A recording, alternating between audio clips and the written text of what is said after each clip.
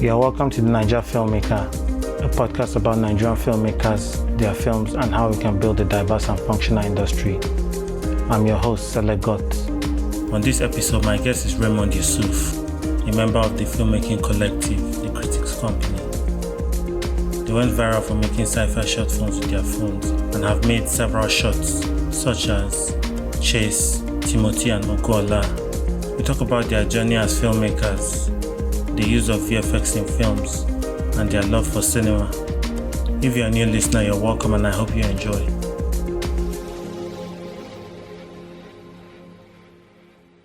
Hi Raymond, you're welcome to the Naija Filmmaker. Hi, Sele. I hope I got the pronunciation of your name correctly, but yeah, thank you for having me on behalf of the team All right. today. Yeah. So can you introduce yourself? My name is Raymond Yusuff. I am a member of the filmmaking collective called the Critics Company. I am a filmmaker with skills in almost all the stages of film production, which means that if I start to mention them, it's going to be like a lot. Yeah. And I think I can say the same about um, the other team members as well, because we are majorly independent filmmakers who have had to make films um, with the littlest of resources that we could muster around from friends and family, and also in a few productions that we have been able to handle so far. Yeah. Can you also introduce the other members of the team? All right. Yeah, there are five members in the collective. We have Godwin, Gaza Josiah, we have Richard Yusuf, we have Victor Josiah, and we also have Ronald Yusuff. And you can hear that there are similar surnames Yeah. for most of us. We are all related. Okay. Of siblings and cousins who are filmmakers. Yeah. That's nice. So you guys started, you have humble beginnings in Kaduna, shooting your videos. Can you talk about, how you guys started? Whose idea was it to start these videos? Okay. Well, I think I'll just take a trip back to 2015. But before 2015, like a lot of young children, right, we were enamored by the films that we saw on cable and on the television. That we would run around like our houses, playing these characters, Yeah. and we took that child's play a bit further and started making films. And in 2015, we began production for our first short film, which was like a religious drama Yeah. titled Redemption. And yeah, that was like the first ever short film that we made. And this was shot on a phone and edited on a laptop that my dad used to use. And after making that film, it kind of like sent us down a rabbit hole of just discovering and finding out techniques and how to incorporate visual effects right into the films that we made, because we came with the perspective of wanting to make something different than what we were typically used to from Nigerian cinema.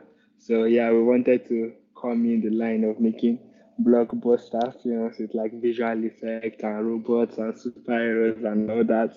So I like to say that in 2017, what I would call our first official short film began, and in 2018 we made what we call our first science fiction short film called Chase.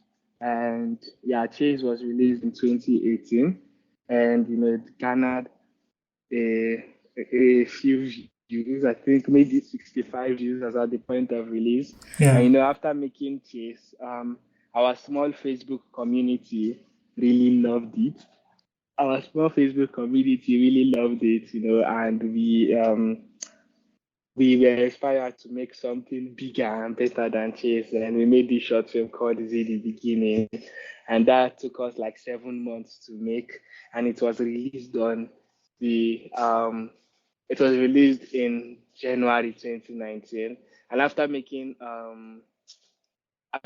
Z the Beginning, we had this creative burnout where it was like, you know what, we're just going to be making smaller and shorter films, Yeah. and try to start like a fundraiser to fund the sequel to Z the Beginning. But we were not able to do that because we were all separated by school, um, and most were in different parts of Nigeria. Some of us were in Abuja, and the rest of us were like in Kaduna, doing school. So nothing happened until Techno was doing this. Oh, okay, make a video telling us what you would do with 1 million naira, and we entered for the competition. Yeah. And we had entered for a similar thing that Faust did in 2018, where it was like, oh, okay, I have 1 million that I'm not using. What will you do with this 1 million? So the video we used to enter for the Faust competition was what we used to enter for this techno competition, because we couldn't come together to make a video. Yeah. So um, this video went out of control, and for some reason, some people in the Nigerian Twitter film community saw this video.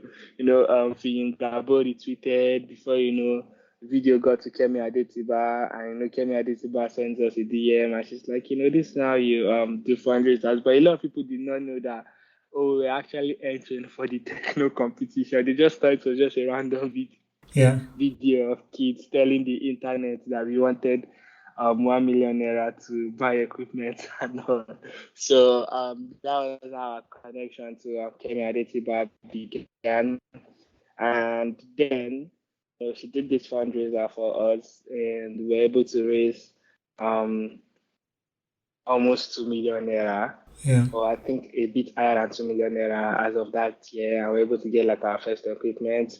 And the fundraiser that she raised for us came with like some other things that we did not really expect, like somebody from Reuters wanting to like cover our story, someone from CNN, and the Reuters feature like gets out, and news of our work kind of like goes viral in that moment. Yeah. And people start to look up our work, and they are watching it on our YouTube channel, and we gain a crazy amount of followers compared to the amount we had originally. Yeah. And since then I've just been figuring out ourselves as young people and filmmakers in our beautiful country, Nigeria. So yeah.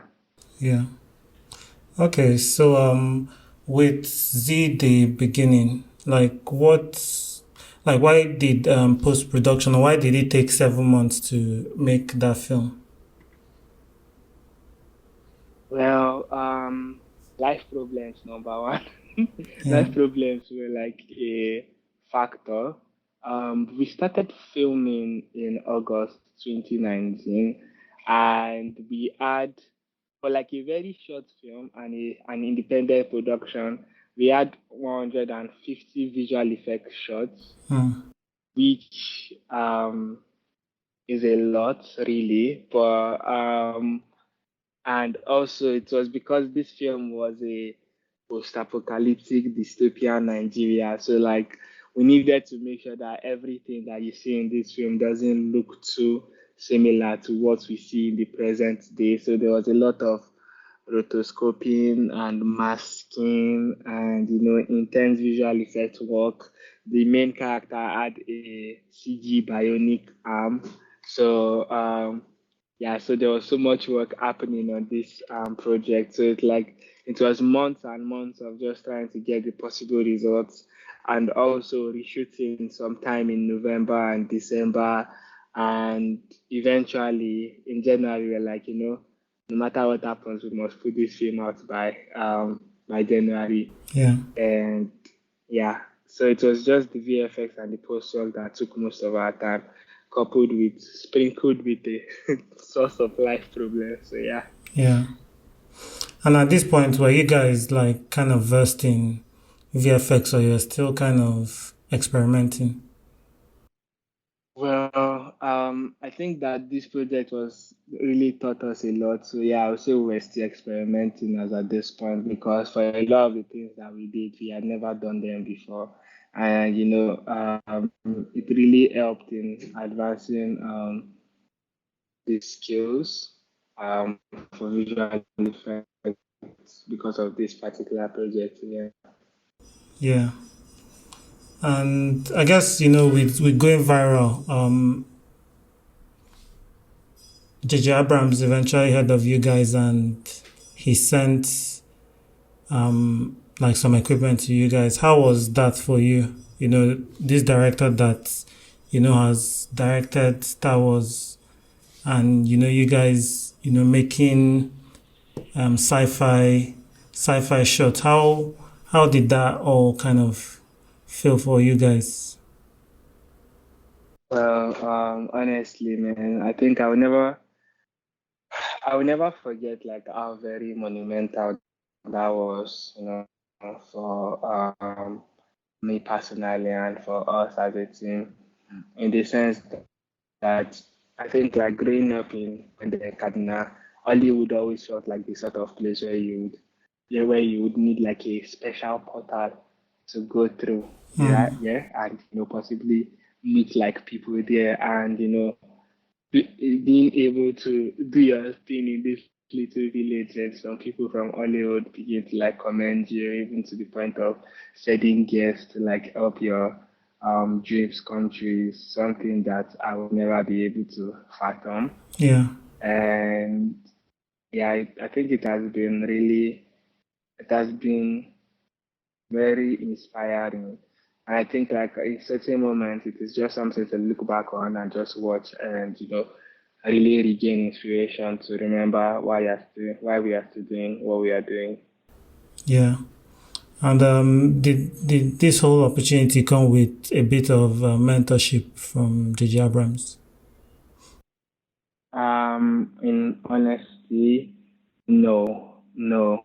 But we at a certain point we got like mentorship from Franklin Leonard, paired us both who paired us and JJ Abrams, or who connected us and JJ Abrams. Yeah, So yeah, really, yeah. So that happened because we were in talks of like developing projects for developing a feature project, and yeah, so that happened, and yeah, we got a lot of resources that we could learn from yeah, through Franklin Leonard.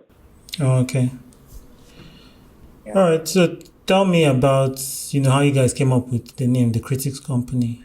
Well, the name Liquidates came from the as simple as it is just because we initially started with making comedy skits that were inspired by Chris Clown. Yeah, And Chris Clown usually did this comparison skit where he would do the Nigerian parents and the European American parents and all that. And yeah, so we were doing the Nigerian films and like the Hollywood films and all that. So that's where the name kind of like came from, and that stuck with us since then. But I think at the point it was like always something that we knew that, well, people would always say that, okay, where did I get this name from? That kind of thing. mm, So yeah, but I think the name comes with a burden in itself. yeah. What's that Yeah, burden? the burden of it's like you're a critic. You have publicly announced yourself as a critic in a way. And it means that you have to kind of like make sure that the work that you do holds true to the name that you have decided to call yourself. So it's like, oh, everything has to be good from us. Yeah, Yeah, yeah. Nothing is as worse as a terrible critic making a terrible film. yeah, Yeah, that's not a good look. yeah. Definitely not. Yeah. So can you mention three random facts about yourself? Hmm. Three random facts about now. To clarify, the collective or myself. Um, I mean, if you have three random facts about the collective, then you Yeah. can, yeah, Okay. I think I'll just maybe sprinkle between the collective and myself if I am able to think yeah, on the spot. But I think the first thing is um before the critics, we had like almost five different production company names. okay, Yeah, they're like 3RGV, 3RGV, Rosario, A Footstep Productions, Angel Pictures. yeah, Yeah, so yeah, that's like one fact. Um, the second thing will be oh, okay, yeah. The second thing will be like we are actually the first Nigerians to get nominated for a Webby Award. okay, So yeah, there's that. Then a fact about myself is that as at the point of this recording, I am 20 years old. So as long as this recording still has its footprint on the internet, it will be interesting to listen to, yeah. 10 years from now. That's Yeah. interesting. So Yeah. you guys started the collective when you were what age? I was 13 then. Okay. Were you the youngest at Yeah. that point or the oldest? I am the second oldest. Okay. Yes. Nice. I think I have a question Okay. for you. And it's like when we got your email, I actually took the time to listen to some of the podcasts. I listened to the one you did with Ogel Basi Yeah. and Vanessa Ohaha. But I had not gotten the chance to listen to your singular podcast, and I wanted to just really, have an insight into like what you do, and if you were kind of like more of like a film enthusiast, or you've also made films of your own, and yeah. Yeah. Okay. So yeah, I'm actually like a film director, producer, cinematographer. I mean, I can just like you, I can mention everything, but yeah, that's why I'll stop. But I mean, I feel the podcast has taken more prominence, and I've been referred to as a journalist. So maybe at some point I'll slow down with the podcast, and maybe my films will be the loudest Yeah. form of promotion for me. But yeah, I've done, I've made the web series Finding Idara. It's currently on YouTube, and in 2021 I directed um, my first feature. Oh, nice. Yeah, working on like kind of tidying up the whole distribution plan and all that. I mean, as a first time filmmaker, it's not easy getting your film out in Nigeria. So you're just trying to do it right. Um, and yeah, like this year, I'm working on a documentary and also a short film for festivals. So yeah, I enjoy, I enjoy like, kind of learning from different people in the industry, and I feel having these conversations out there, rather than it being a kind of closed off industry where nobody shares information, we you get to kind of hear about people's processes and challenges that you think you might be the only one facing, that kind of thing. Yeah. Yeah. Yeah, Yeah. Yeah, I think that yeah, just as you were speaking, I was like looking up your finding Zara on YouTube, so I'll be checking it out really. yeah, thank you. Yeah, Yeah. yeah. Okay. Your most recent shot, Ogunola, was produced by Yes. Morgan Freeman. How did that happen? Well. Yeah, so the entire thing that Aunt Kemi did for us was like caused a very large ripple effect that led to us connecting with with CAA, the Creative Artists Agency, who represent, directors and filmmakers. I think as at the point, they are just, started representing CJ Fieri. Mm. Yeah, but yeah, funnily enough, I had no idea as of then, right? Yeah. But no, I had no idea they were representing CJ Fieri, but I had seen CJ Fieri's Alluring short film, like the teaser Yeah. in 2018 when we started making our first science fiction film because I was researching if like there were other science fiction films in like Nigeria, and I saw Kajola by Nia Kimolaya, the film that I does not like to talk about. Yeah. Do you know, fun fact is that, when Inception came out, my cousins went for Inception and I wanted to be patriotic and I went for Kajola. Oh my God. Yeah. So you have seen the full film. I've seen it Oh with all the my God. That Russian was, accents. I mean, it's probably more than 10 years ago, so I can't really yeah. remember.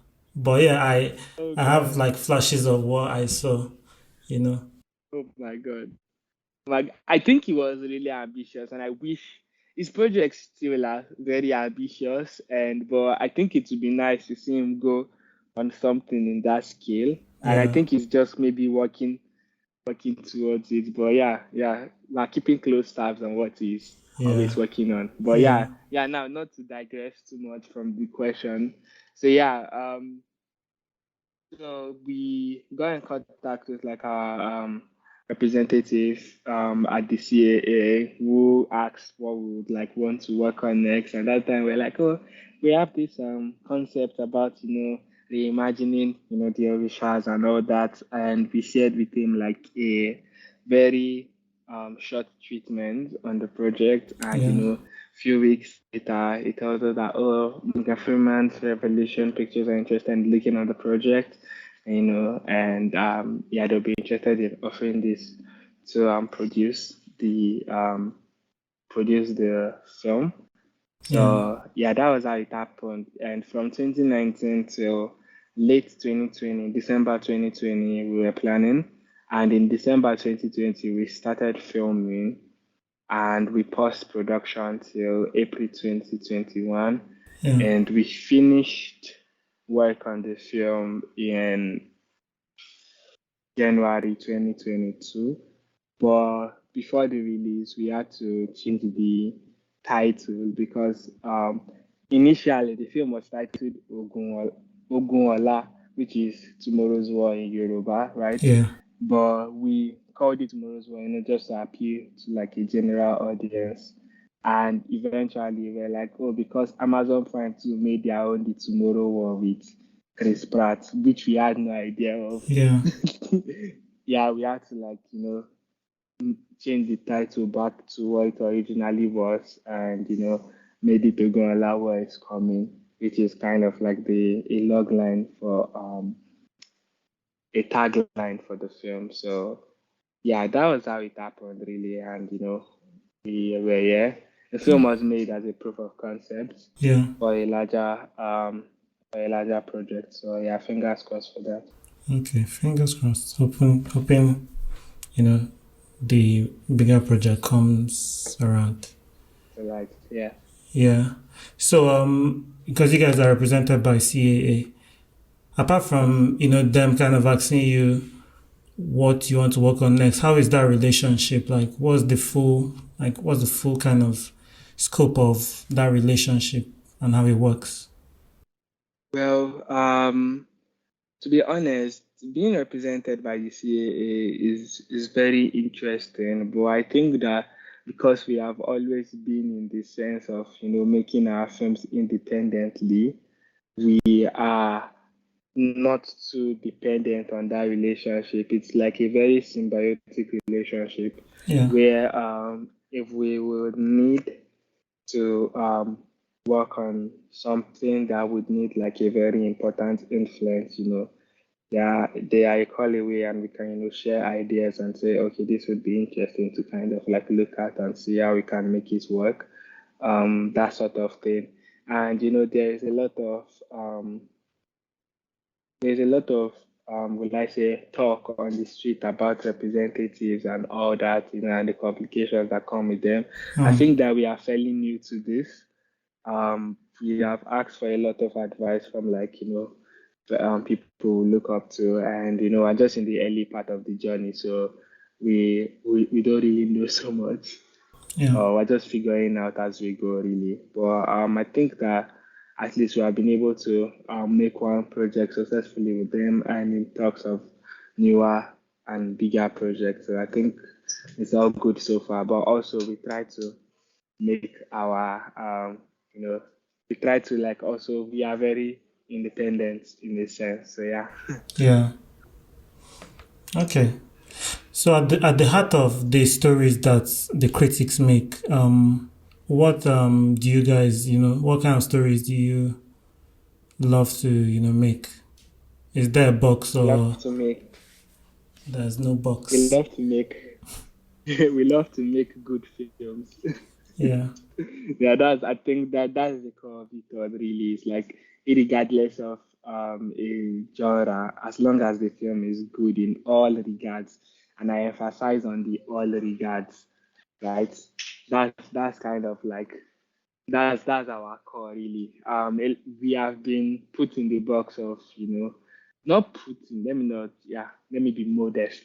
But yeah, we've been put in the box of, just being science fiction filmmakers. But I think that for us, our journey in creating films is more than just making science fiction films, really. It's like there are so much stories to tell that do not fit that genre necessarily. So, yeah. Yeah. Okay. So let's say you are stuck on a deserted island and you had the opportunity to watch only one movie over and over again. Which one would that be? Ah! Ah!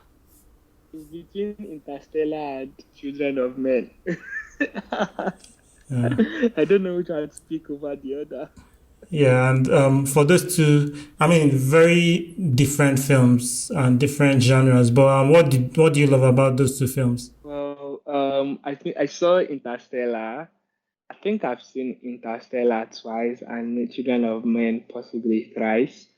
And um, hi, Children of Men came to me at a very important time in my life. I saw it very much, later than most people who have seen the film, and it was so influential to me that I do not think that any film has been that influential, in my process and like my approach to work. Yeah, So there's that. Then for Interstellar, I just think that Christopher Nolan's um, talent in telling very complex stories merged with very simple elements, and also making it feel like any one of us, right, can go to space and maybe experience a time loop that would make us go 47 years in like a minute. That I think that's a really amazing feat for a filmmaker. So yeah, that I think those are a few reasons as to why I love these films. All in all, in general, I think they are really great films with like great performances, great cinematography, yeah, editing, sound work, and just impeccable vision by their creators. So yeah. yeah. Okay. At some point, Godwin was at Kaduna State University, and you were at University of Abuja, but you guys decided to drop out. How did your parents react? First off, I find it interesting that you have this information. Yeah, it's But somewhere there yeah, on the internet. yeah, yeah. So our parents, well, I think they are still quarreling us. Not quarreling, sha, but like they still want us to go to the school, sha, even though they are like their influence on like on that part of our life is not that strong as we are, independent away from like our parents and all that. I am Hmm. actually currently pursuing my education at a distance learning university. So Okay. yeah, I kind of like really enjoy, going to school and the entire process. It's just that the work that we do does not really give one so much time to be able to do education so easily, right? Because it feels like when you're doing education, it's like you must just serve only one master at a certain point. So Yeah. yeah, there's that. Okay, and did you decide to diversify or you're studying something related to film? I decided to diversify really. Yeah, I chose to study business administration. So yeah, just to kind of like really, get insight on an aspect of education that I am not too familiar with. Yeah. The only thing I know is business studies. So yeah. Okay. So the critics put Kaduna on the map. When you guys' story went viral. So would you say like currently the Kaduna film community is growing? Because with Nollywood, maybe 90% or maybe 65% of the films get shot in Lagos, but there's this vast country Yeah. with diverse tribes and languages that need to be explored, that need visibility. Um, is there a community in Kaduna? Well, to be honestly, Kaduna is a large but small city Yeah, in the sense that there are I don't want to use too many filmmakers, but there are filmmakers in the state, right? yeah, But eventually, most people have to, go to Lagos because that's where everything is like more. It's like you can't really make films here in Kaduna because there is no industry here. I think there's a better industry in film in Kano than mm, even in Kaduna, really. But like there are people who are based there. I mean, Toka Magbaro. yeah. Toka Magbaro, is like I think he's a Kaduna guy. I haven't even met him yet. Like, but I've like always heard of him. I know he's behind Merryman and all that. So it's kind of like he's a state treasure, for the film industry here in Kaduna. Yeah, And for us, because as like filmmakers, we were like mostly in our safe spaces creating films. We mostly worked with ourselves in like film productions and did not really work with like other we do not really work with like other creatives. So I just we started this year, 2022, with the sole aim of building a community of filmmakers. yeah. Okay. Kemi Adetiba helped with your fundraiser and, few years down the line, you guys are doing the VFX for King of Boys. How did that feel? Well, I think that it will always be memorable, being on set, I think being on a very large set for the first time and you know seeing like all these people that we had only seen like on television screens and like I think it was surreal in that moment, but also the thing about all these experiences in life is that when they begin to happen a bit frequently, this complacency comes with it, Yeah, where it's like you might not be as really freaked out about it like you would be a few years back. yeah, But I think that there are just certain moments like this that are very special and like just very interesting to hold there because we're in our small space in Kaduna. At a certain point where we were working on the project we were working on King of Boys visual effects, there was no I think there was no electricity and yeah, there was no fuel because the electricity distribution company went on strike, and also there was scarcity of fuel, and you had to buy like fuel from the black market so that we could continue work. yeah, And it's like, and the pandemic was just easing out as at that certain time, so all our conversations were like online, and yeah. So yeah, that was like a very interesting time, and it's like something that you're working on the computer ends up being on an international platform like Netflix was something really interesting to think about. And also we got to work on the visual effects for Juju Stories as well, Yeah. which we saw for the first time last year, September, in Frankfurt, because there was this film museum in Frankfurt, Germany, Yeah. where they were having this festival of some sort. So we heard about it and we're like, oh, did you saw it here? Ah, okay, that would be nice. Let's go see the film. And yeah, we saw the film for the first time there. Yeah. Yeah. Nice. So with the VFX work you did on King of Boys and Juju Stories, like going into the project, you guys have to be the supervisors, like making sure things are shot properly. Would you say that like every single VFX shot that you guys worked on, you already kind of knew how to, work work on those kind of things, or maybe like the production pushed you guys to kind of new frontiers? Well, there were certain things that we worked on for King of Boys that we had done before, but I think like the thing about VFX work is that each film comes with its own, challenges and its own problems and all that. I think that with our few years of experience, we're able to, you know, manage the problems that would come with working on this project. So I think there were just few things on both projects that we had not done before, but we're able to figure out problems on in fixing them. I think like for something interesting about King of Boys is like there was something that we were not aware of until we began visual effects, which is basically the newscasters. Yeah.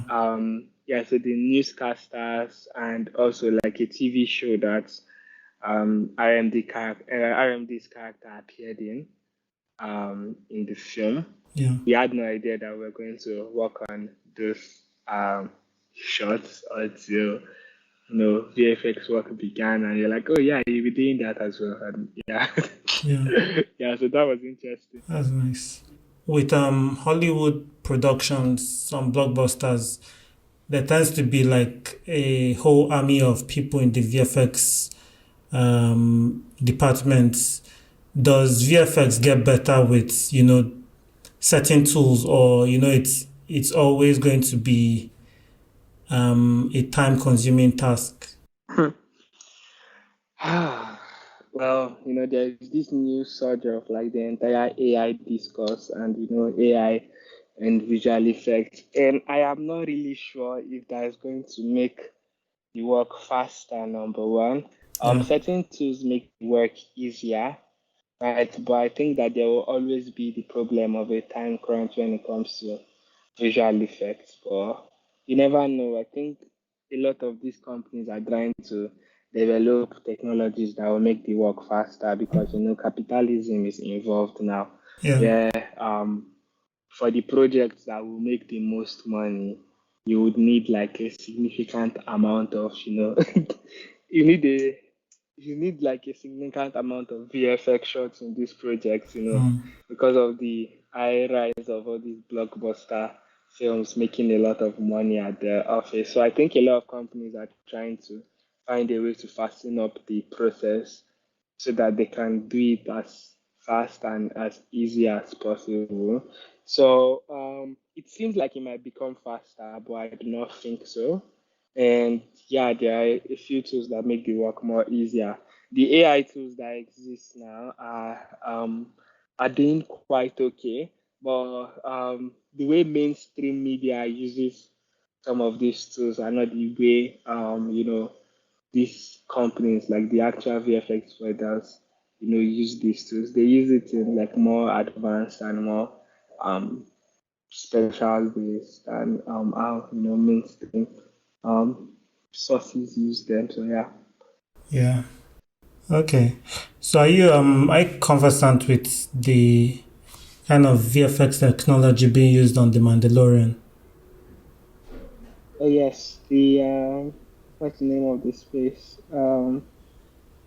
Yeah, the volume. Yeah. I had not seen the Mandalorian, but I had seen the Batman that also made use of the same LED technology. And I tell you that watching the scene that this technology was used in the cinema, I had no idea. Yeah. I could not tell that it was actually shot on the LED on the LED volume. So that was like very so that was like very interesting to see. And I think that out of all the newest technologies that that is making visual effects work easy, that's the most impressive for me for some reason. I have no idea why. Yeah. And but also why it is more interesting is that visual effects work had always depended on working in posts, but now this technology means that you have to work a significant amount of the work in pre-production and prepare a lot of materials and a lot of systems to make it work, so that the visual effects work done in post is just the littlest stuff like cleanups and a bit of additions, camera reactions to the shots. So yeah, that is actually very interesting, really. Yeah. What are your thoughts on some ways that, Nollywood can challenge itself with using VFX to its advantage? Hmm. Oh my God. Oh my God. Ah, this conversation leads is like a open door to like so many other conversations. Huh. But the truth is that visual effects, right, is a the conversation of visual effects is so broad because in Hollywood there is a large, there has been a lot of complaint about, how Marvel Studios overuses CGI and visual effects, right? Yeah. And how you would watch a lot of these CG characters and you would not feel any weight to them. You know how you would watch a Jackie Chan film then, right? And because you already have an idea that this thing could be real, you Hmm. would always constantly be asking yourself if it was real or not, and that thing would be adding to the thrill of the shots that you are watching. Yeah. Right. As a visual effects artist, I do not think, and also a filmmaker, I would not encourage the way um, CGI is used in like certain films, right? I think I would encourage it in the sense that people see it and they don't know if it is real or fake. So it's like just making the audience wonder, really. But also, it's like I don't want the audience to be too caught up with the fact that, oh, cool explosions are happening, Hmm. in the background, or there are some characters doing some really cool things. I think that at the core of it all, what the audience should be worried about is the story, and the visual effects should be there to, I think the visual effects there should be able to aid in conveying that story in the best possible way and not distract the audience from like what they are watching. I don't know if that makes sense. So Yeah. now, bringing this discourse into the Nollywood lights, I feel like I feel like I need to bridle my tongue in the sense that, oh, I am not like, I will not be considered a professional in Nollywood. So my thoughts on this are not might not um yeah, it's like I feel like more of like currently like an outsider to the industry. Yeah. So it's like I don't really speak so much, on certain things because there is the conversation on how filmmaking here is an entirely different animal, right? Hmm. And when filmmakers are struggling with like the things like the production, the creative process behind the stories, and they haven't even figured that out, why do we start bringing the conversation of visual effects? Yeah. So yeah, it's like one thing that I can just say is that for anyone that's going to listen to this, visual effect is not magic, number one. Number two, a lot of work happens in the pre-production as well as in the post-production. Like you don't just call a visual effect artist a week or a day before production and say, hey, this is happening, come and do this, come and do that. A lot of the visual effects that we see in like all these high-end films have been tested like 2 to 3 months, even years before. James Cameron's Avatar 2's research news is there for all of us to read. He has been developing the technology for the water simulation since basically by the end of the first Avatar film so that they could get the best possible technology for this second film, right? So it's not just, oh, 1 week, come and do this, 1 day, come and do this, right? It is cool to be able to, work on the go, but the best visual effect comes from like a very important, thoughtful process and not just something that you just come and be improvising. Because honestly, you might not really get the best result as compared to when you have, done your trial and error and you have done the best possible version of the shot that you want. I don't know if that makes sense. Yeah, it does. Yeah. So how crazy do you think it is that, for Christopher Nolan, most of his shots he tends not to do with VFX? I find it really interesting, right, and inspiring, even though I do not agree with some of his, his ethics and his approach to the work. So I personally feel like sometimes it goes, it feels like he's going overboard with his choices, but I respect the man and I respect what he's able to do. And also, I was just yesterday, I was thinking about um how certain things, right? Like how certain PR for certain people's works, right, usually affect like our psychology, Hmm. right, to how we perceive films. Now, there has been this news about Oppenheimer. I've not heard so much about Oppenheimer, but I've heard that, oh, okay, Christopher Nolan figured out a way to make the nuclear explosion all in camera Yeah, for Oppenheimer.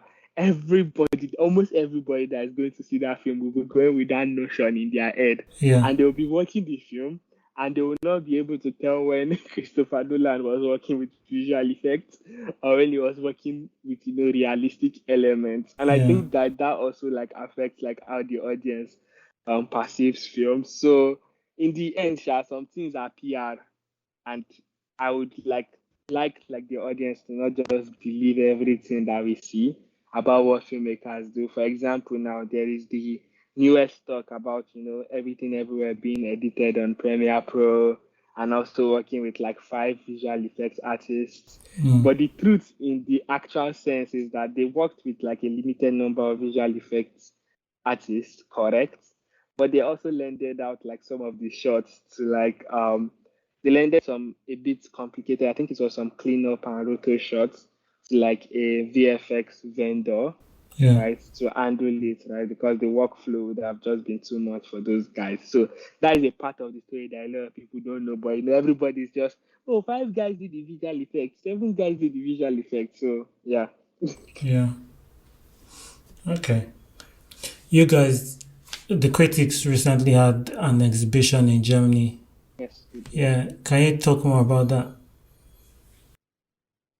Well, yeah, so this is a very interesting story because yeah, we just got back from Frankfurt. The opening happened on the 31st of March 2023, and the exhibition is titled "One Can Only Open Wonder." And here we are, filmmakers in Nigeria, like having something close to and having an art exhibition, a solo exhibition in a museum in Frankfurt, and that happened because we made this very weird experimental film titled Timothy in 2021 that got featured at the Athens Yeah, Biennale. And the curator of this museum, the director of this museum, saw Timothy and thought to kind of like get in contact with us and pitch the idea of having an exhibition in this museum called the Museum for Modern Art. It's called MMK, Museum for Moderne Kunst. But yeah, it translates to English as the Museum for Modern Art. And we created this entire exhibition project titled "One Can Only Hope and Wonder" for for for this museum. And basically, the project pulled from elements on the topic of restitution, the perspective of people towards arts and the artists, and also the element of how we are losing our culture and heritage with each single day, as we progress in this our nation, and how it is important for us to acknowledge what was in the past, and also what is happening in the present as Yeah. well as the future, and not just dwell in what has happened before. So yeah, we did that. We shot the film in the early parts in we shot it in February, and we completed the entire post production in Frankfurt. I think we finished the film a day before the opening of the exhibition because we're still tweaking some elements. And Yeah. yeah, the exhibition is currently ongoing and it's just there. And we are here back prepping for our next project. So yeah. Okay. So what's that next project? Well, it's going to be a short film before a feature film. But also, we are open to things can change now because we have so many projects in the works at the moment. So yeah. Okay. Um, you guys started really young, and I guess, seeing Hollywood productions, wanting to replicate some of those things. For you guys, like, whose work inspires you, or for you, whose work inspires, the work that you try to do? Well, I think like the filmmakers I have mentioned subconsciously, Hmm. um, Christopher Nolan, Alfonso Cuarón, find a way to inspire the work that we do. And yeah, I think those are very major influential filmmakers. Steven Spielberg also has like this um, quite interesting influential nature, because I think that for a lot of us, Steven Spielberg was a name that even if you are not like a film enthusiast, you Yeah. would know. But yeah, particularly for us, Steven Spielberg was the first filmmaker I ever knew about, because my parents had this Guinness World Record book for the year 2004. I Yeah. have forgotten what record he broke, but yeah, it was in that book. So yeah, it stuck with me ever since I was like a very young person. Yeah. So yeah. Okay. All right. So back to Nollywood. Over the 30 years or more that the industry has existed, we have Yeah. surmounted a lot of challenges, and every year we keep, striving to improve the quality of the work we put out. For you, Yeah, true. we still have challenges and we still struggle with some things. For you, what is that thing you think we need to prioritize and improve?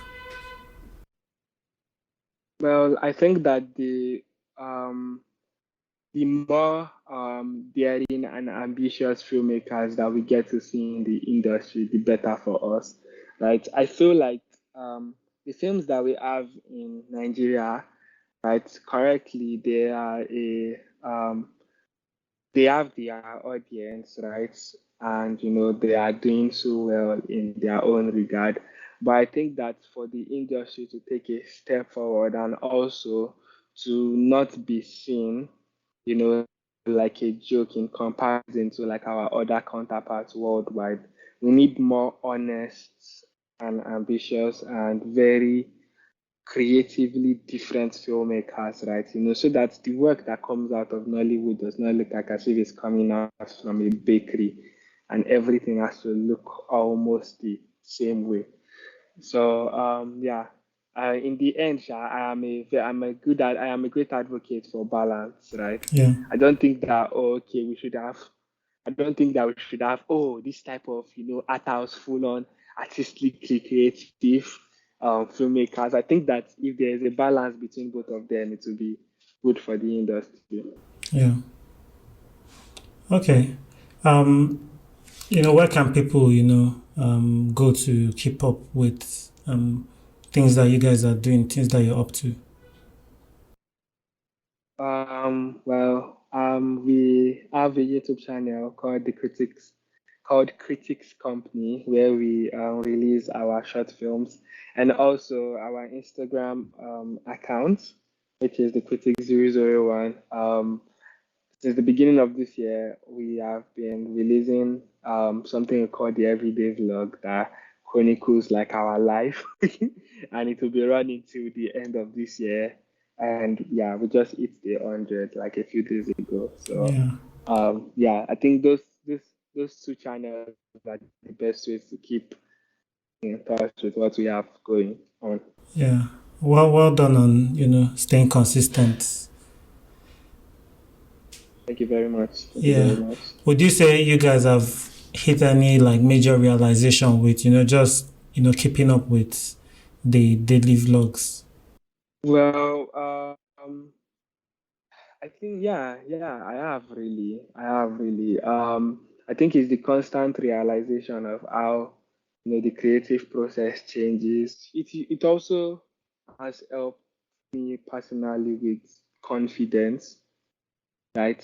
And also the importance of paying attention to one's work and just trying to, put out the best with every single day.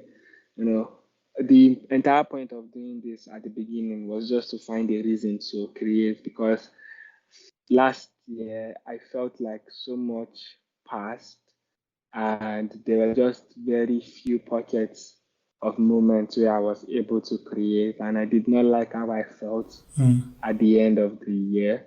So it was kind of like a tax that I put on myself to just put my brain in that constant loop of figuring things out. How can I best capture the events of a day and make it enjoyable for people to watch, even in a day where nothing happens. And I found that really interesting because the brain has to think. Yeah. So yeah. Yeah. Thanks for sharing that. Yeah. Thank you very much, Sele. I have one more question for you Okay. though. Yes. And yeah. So is Sele got your name? And if it is, where are you from? Okay, yeah, Selagot is my name. Do you want to guess where I'm from? Well, I have it is between Benue and Calabar Cross River. Wow. Those are where my yeah. Okay, so I'm actually from Plateau State. Whoa. Oh damn, damn. The gods gave it away now that you mentioned Yeah, it. Yeah, okay, yeah, but yeah, a lot of Benue people are in Plateau, so yeah. yeah, But that's cool. That's cool. But yeah, nice to know. Thank you for sharing. yeah. Thanks for coming on the podcast. I really enjoyed the conversation. Thank you for having us and considering us to be a part of this. We have come to the end of this episode. Remember to rate and review the podcast. You can also follow me on Instagram, Twitter, and Facebook at Selegot Film and the podcast at the Naija Film Pod to share your feedback. You can now support the podcast by visiting the website to donate. See you on the next episode. Have a good one.